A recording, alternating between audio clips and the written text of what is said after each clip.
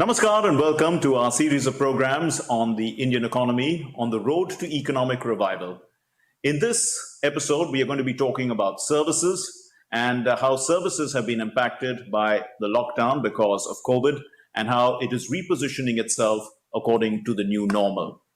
Participating in this program, we have done three separate one-on-one interviews with Dr. Sanjeev Sanyal, who's the Principal Economic Advisor, Ministry of Finance, Government of India, Dr. Arvind Veermani, eGrow Foundation Chairman, as well as an eminent economist, and we also have Dr. Sangeeta Reddy, who is the President of the Federation of Indian Chambers of Commerce and Industry. So let's begin. How seriously has services been impacted by COVID-19? So it depends what kind of services you're talking about. Services are catch-all. On all services across the board. So there are services, for example, that function quite well. Stuff that can be done online or using electronic systems. For example, the sector you are in, media, is not been maybe affected as much as many other sectors. But say tourism has been absolutely devastated. So one has to look at which sectors. Now, some of these sectors will come back. I think travel will come back because people do eventually need to move around and so on. But I think leisure tourism, for example, will perhaps take a long time to get back. And it's very difficult, by the way, to help this sector as well.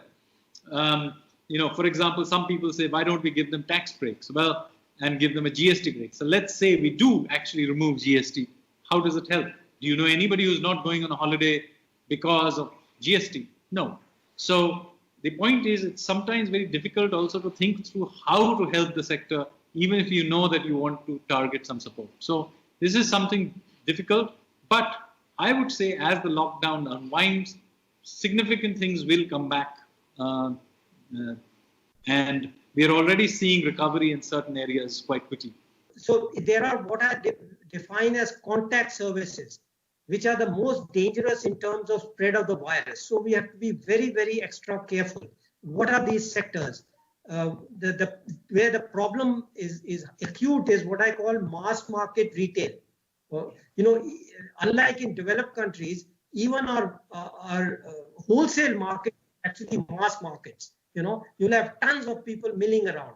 I'm afraid there is no way in which we can control the spread of the virus through these mass markets. So we'll have to constrain them for a much longer period than anything else. The others, like public transport, the transport, airlines, buses, have to be more careful. The question is, can we impose reasonably restriction on this? If you can do it, if you have a train, for example, the railways can impose these kind of restrictions, which I said, where you take the temperature, etc., wear force masks. If you can't do it, if they are private buses where anybody will do what they want, I'm afraid again, keep them closed for some time. So the key issue is, can we realistically impose and sustain restrictions which minimize the spread of the virus? If we can, those can be opened up gradually. If we can't, they will have to be kept closed for a longer period. So there is no sector which has been more impacted by COVID, as you all know. But just to give you, a few statistics in terms of the sectors per se, the trade, hotels and restaurants, about 5 million jobs were at risk. Their revenue has been, it's not just affected, it is zero. Yes. Few of them manage 5%. Aviation, again, another significant sector. So I think that each one of the, and then healthcare. If you look at the entire healthcare sector, there was a period of about 60 days where hospitals were running at under 10% occupancy. They could not let go of their staff because the few patients who did come, you had to take care of them entirely. And therefore, you need radiology, you need theater staff, you need housekeeping, you need F&B, you need the entire ecosystem to work, whether it's 10 patients or 150 patients. And then came the additional load or the burden of taking care of COVID patients. Yes. And this came risk, fear, additional cost of PPE. And truly, I think most people have not understood the serious impact that this has had on the healthcare sector. So I think it's very important for us to protect our private healthcare sector, keep it alive, understand its significant value in the entire ecosystem. 60 to 70% of high-end care is delivered in the private sector, if not more. And so it's important for us to find a way to protect and rejuvenate the private healthcare sector, not just make demands of the sector without supporting it. To what extent has work from home helped keeping the services sector going? Well, as I said, there are things you can do work from home. So those sectors have obviously benefited from it. But, and it's quite possible some of these things may remain back at home. I mean, we have all become much more used to doing, web-based conference calls or interviews and so on. Not so long ago, I would have perhaps driven across and done this face-to-face. I'm still prepared to do that. But I think many of us have now got used to doing it this way. And if this technology improves just a little bit, I think even the problems we now still have with connectivity, etc., disappear. I think it'll become quite routine for doing these remote interviews. Then we can use it in education. We can do it for meetings. We can do it for many other things. Yes, so that is the opportunity part. Again, what I've said, written also, is that in these areas, the mass market, the place where we have to keep the restriction, make it completely free. No cost, you can all deliver home delivery. You can do sale through digital means, etc. All these little people who never thought of it, facilitate it. Okay, and it again connects to my digital market, a local market. Get entrepreneurs, get people to set up local markets. So if you can facilitate home delivery, digital stuff, I think this challenge can be made into an opportunity. See, if you look at services from the IT sector, I think IT moved up to almost 70% capacity within 30 days of the lockdown. They were able to shift computers. The government was very proactive. In fact, I was at a video conferencing when Minister Piyush Goyal said, yes, you will be allowed to take electronic and electronic components, and they became part of essential services, not just food, but computers became part of essential services. Bandwidth was adequate in our country, and therefore service sector like IT was able to bounce back. But service sectors like hotel, aviation, and hospitality, like I told you, were on the other hand severely affected. Tourism. I mean, who's thinking of traveling to Taj Mahal right now? Very doubtful. So these are realities we need to understand. And I think holidays in a recent survey that we did of companies, when it was surveyed, how many of you are thinking of taking your family on a holiday in the next 12 months? Under 20% said yes. Okay.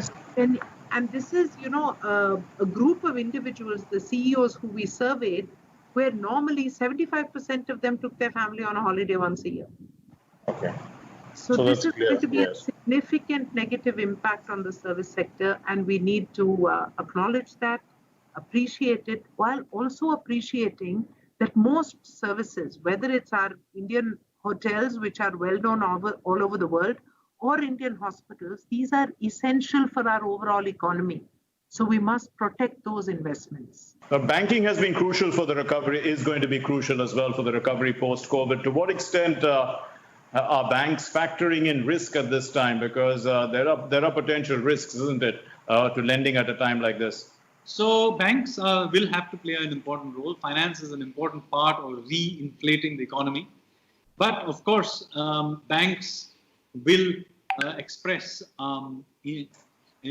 some concerns that if they do lend to somebody at this time, there is, some of those loans may become NPAs in the future.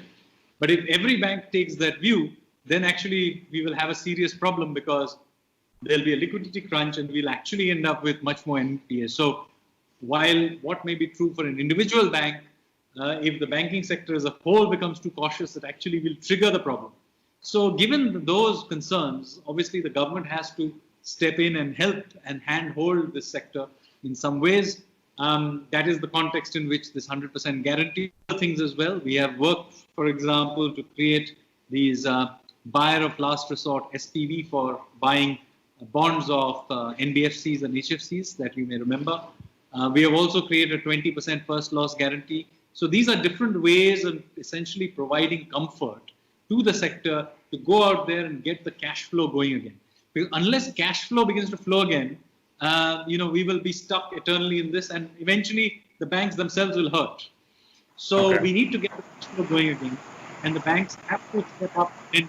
But to encourage every bank to step up, one has to encourage, provide them various supports, which we, as I just discussed, we have tried to provide. So banking is one of those essential services, and you're quite rightly, your first question was that these had by and large been maintained, not by and large, but to the extent they were required for essential services. But yes, I think these will have to be opened up. But again, because banks are a controlled environment, I think the spread of the virus can be minimized by instituting these measures of checking, enforcing masks, etc., and gradually opening up the physical part, because still we are not that digitized economy. There are many people who need to actually physically go to banks. I know of some older people who actually need to go but are not doing it. To do so, yes. But the younger person with appropriate masks, etc., some of them need to go to the bank and do their business. I think we need to understand that the banks, on the back of RBI's extremely friendly policy, have now parked 7.5 lakh crores with RBI back again. Okay. So they have money, but they are not lending. And we need to seriously find the methodology or the answer to this, because banks actually have lending power. They don't have spending power. Even if the banks give the money, it's not going to revive the industry. That is not demand generation. So while we have to ensure that the liquidity for the manufacturing, we also need money in the hands of people. So a combination has to be created for revival of the economy. Labor displacements, we know even about migrant labor. How quickly can we work out, a new normal here? Perhaps because, you talked about decentralization, there could be re-employment in different areas, but or perhaps, go back to the stage where, they were all re-employed where they were earlier. So I think, as with everything, I think we'll get a mix of them. Many of these workers went away because the factories they were working with were shut. Now, as we open those factories up, many of them will simply return, but that will obviously not necessarily happen to everybody. Some of them will probably stay back where they went back. The fact that we have now provided new opportunities and opened up the agriculture sector means that some of them may take advantage of that. Some of the origin states like Uttar Pradesh, etc., which had been the source of many of these labor, they have taken it upon themselves to attract investments into those states. So if that succeeds, then many of these workers will, rather than go to the the recipient states, Uttar Pradesh or Bihar, and participate in new companies being done. In fact, the companies themselves will move there that they were working. So a lot of permutations and combinations will happen out of this. What is important through this is to maintain flexibility. One. Secondly, that when we begin to re-engage them, we make sure that we can formalize them as far as possible, and that this new sort of labor market pays far more attention than in the past to things like safety, working conditions, and things like that. So if you look at the labor law, the new set of 4 labor laws we have introduced, it does 2 things. One is it provides greater flexibility, on one hand, for deployment of labor. On the other hand, it encourages people to have formal contracts, because that is important for formalization. Because in this particular episode, we saw what happens without formalization. We didn't know where the workers were. Otherwise, we can provide them with direct support, but we can't. I mean, if the formalized workers, we provided them with EPF directly. But informal workers, how do you even reach out to them? So formalization is important for a variety of reasons, but also this. And then something we have historically been very lax about, we have strengthened that significantly. Working conditions and safety. We have to drag safety norms into the 21st century. We can't be in the 1949 kind of safety norm. So all of these are being modernized as we speak. So I think one can always have an optimistic or a pessimistic view. I tend towards the optimistic because I think of the policy needed to this thing. I think the natural instinct, there are two pressures on a person, a migrant who's gone back home. One is the fear that if I go back, I may be put in the same situation which I was when I left. The hope or the positive aspect is I need to go back to work. I need to earn. I want to, I had all these dreams for my family, etc. I need to earn and send them the money. Now, what the governments can do is to turn the balance, right? You cannot remove arbitrarily the fears of individuals. We are a free country. We are a democratic country. But there are these forces. So the force in a people's mind, right? To workers, whoever. So what the government, state governments and union governments can do is shift the balance, do whatever is possible to mitigate the fears and facilitate their return to work in a safer environment. So that's what I would do. And I think if we do that, we can get a lot more of them back into work. So on this, I think the television has been full of extremely, sad stories of migrants going back home. But really, of the 70 million interstate migrants, 40 million are dependents, and the rest are the labor force. And of the labor force, of the 500 million, 3 to 4 million of them have gone back home. Labor shortages are actually not the binding constraint for India to get back to normalcy. Here and there, you do see pockets of it, but employers are being creative. Some are chartering flights to bring their people back home. Some are sending buses, and others are actually building housing for their employees to say, from now on, I never want to have this problem or disruption. You did mention about travel and tourism being badly impacted. What do you see about the recovery here? How are these sectors going to recover? And there's also price sensitivity involved, pent-up demand. Is there going to be some sort of regulation as well? So there will be pent-up demand. I mean, there is travel and tourism. They are separate things. Okay. Which is basically airline. We have temporarily placed some controls so that there's no price gouging and so on at a time where we have deliberately restricted the pipeline. As the pipeline is widened and we go back to normal, we will also remove all these restrictions, and then it will become permanently, how it used to be, and it will be market determined. Now, tourism is more complicated because travel can happen because of business, it can happen people going back home, whatever other practical reasons why people travel. But tourism is a more complicated thing because it is by nature discretionary. Now, it is not the case that tourism will, we are not going to go back to having holidays. Human beings love to travel, and we will go back. But it is the case that in the medium term, it may take some momentum to get back to where it was. International travel, for example, may be disrupted for a prolonged period of time, both inward and outward. In this situation, we may have to look at our own tourists to travel more, and so on and so forth. And whatever support is needed for this sector will be provided. Absolutely. I think these will take much longer to recover. I mentioned that in most other sectors, I expect normalization to start from September onwards. But in this case, I don't expect it, what I would call normalization of some character to start before the next financial year. So really, there are coping strategies which they have to adopt. For example, if they can survive one of the suggestions for airlines is leave a seat empty. Yes. Is it possible for them to do that and still survive? If they can, they should do that. So these kind of survival strategies for restaurants, for example, in the US, they are building these plastic shields, right? Mm-hmm. So, or restaurants which have an open area or a terrace, those can open faster. So we have to think carefully about how to facilitate it without affecting this basic goal of minimizing deaths and cases. So I think It is possible. We can facilitate it, but it's going to take some more time than for the production sector. So clearly there's pent-up demand. I mean, some of our people have started moving, and it's difficult to get a flight ticket. Yes. Many flights are going full. So I think a steady opening up of that area is important.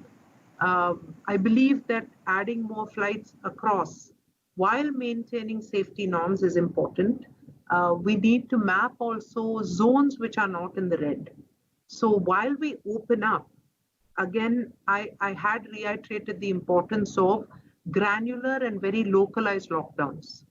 If we do that, so Hyderabad city or Chennai city should not be in lockdown, but Coimbatore or different districts or different localities of those cities should be in lockdown.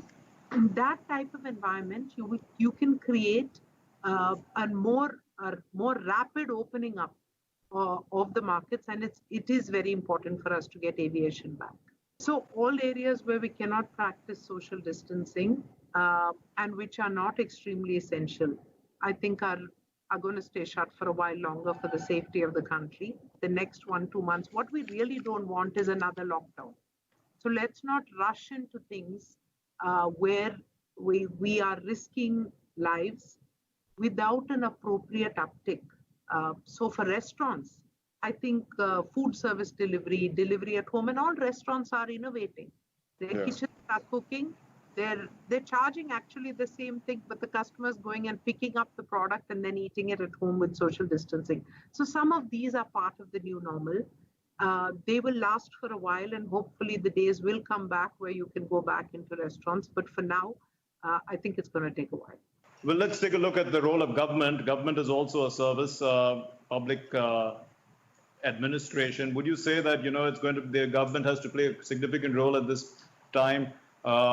Ease of doing business, policy framework, these kind of things? Yes, the government plays an important role in these situations in two ways. One is that its own spending and support that it's providing provides demand to the system. So whether it's in terms of providing the very poor with direct transfers and so on, that is one part of it. Other part is you build you begin to rebuild infrastructure. That's another way of generating demand. So there is a whole gamut of things that the governments can do in these situations to re-establish domestic demand. So that's one. The second large part we want to do is to bring back confidence in the private sector, which is ultimately the source of economic growth. It's not in the longer term. You have to see private sector coming up, creating jobs, creating investments, and so on. And in this context, you need ease of doing business. You need to open up new sectors, which we are doing, as you saw in mining, we are doing that. But there are other areas like defense also, we are doing that.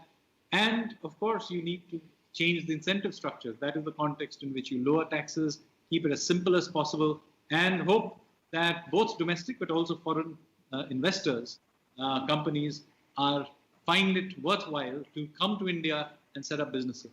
I think the health bureaucracy and so on, police, we should think of reforms reform and expansion, but reformed expansion.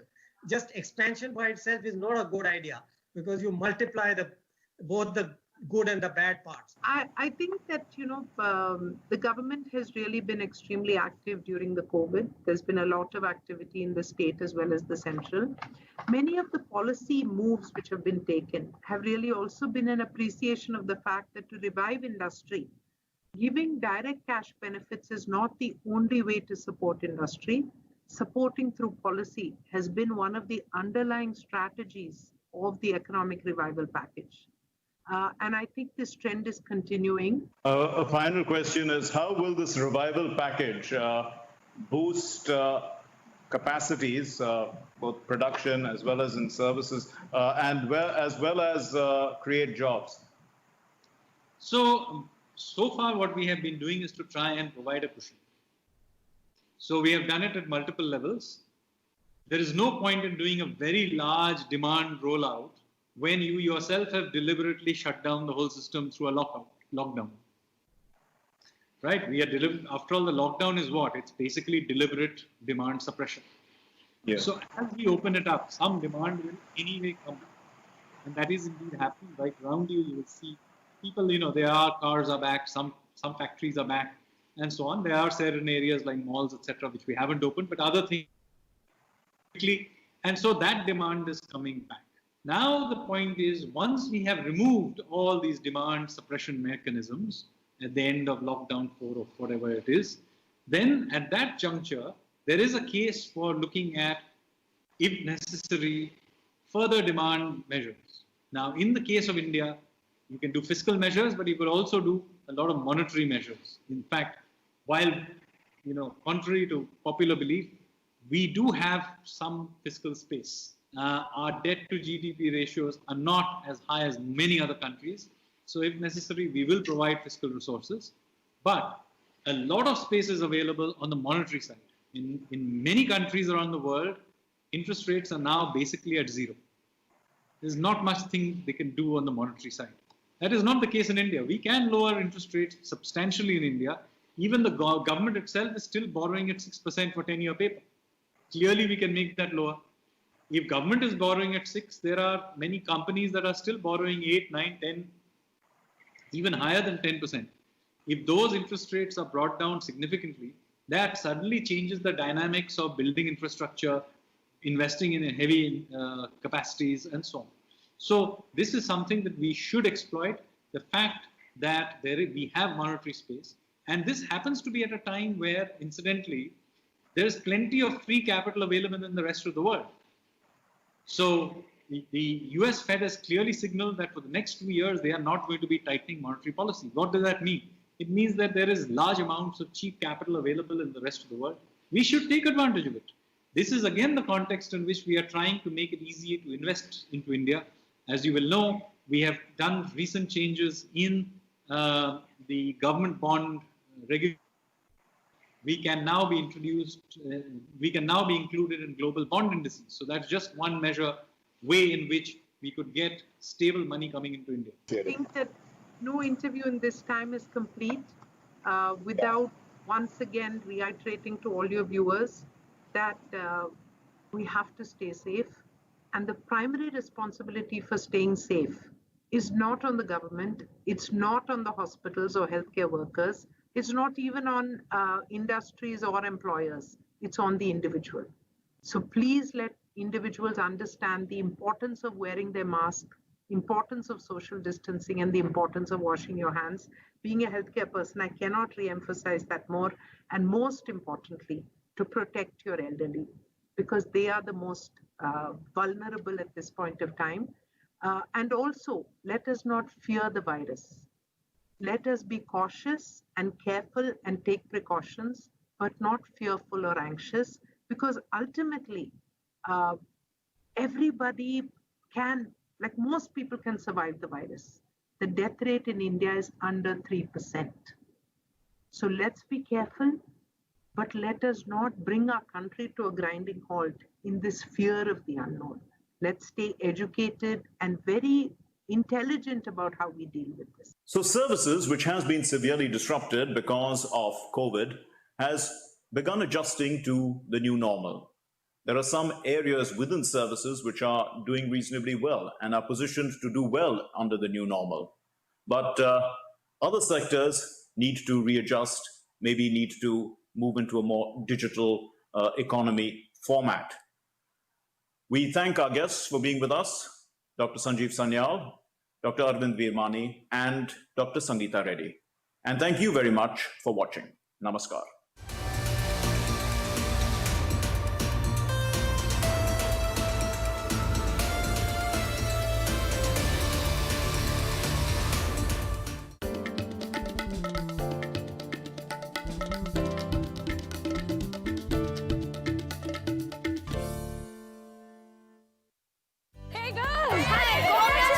आज तो party चाहिए। Champion के साथ selfie लेंगे। Idea, यही करते हैं party.